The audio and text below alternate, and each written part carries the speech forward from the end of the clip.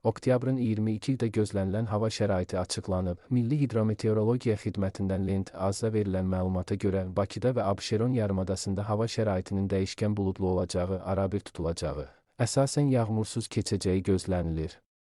Lakin 21-dən 22-nə keçən gecə və səhər bəzi yerlərdə yağış yağacağı ehtimalı var. Arabir güclənən şimal-qərb küləyi səhər cənub-şərq küləyi ilə əvəz olunacaq. Havanın temperaturu gecə 13-15, gündüz 17-20 dərəcə isti olacaq. Atmosfer təzyiqi normadan yüksək 766 mm civə sütunu, nisbi rütubət isə 70-80 təşkil edəcək. Azərbaycanın rayonlarında bəzi yerlərdə arabir yağış yağacağı, şimşək çaxacağı gözlənilir.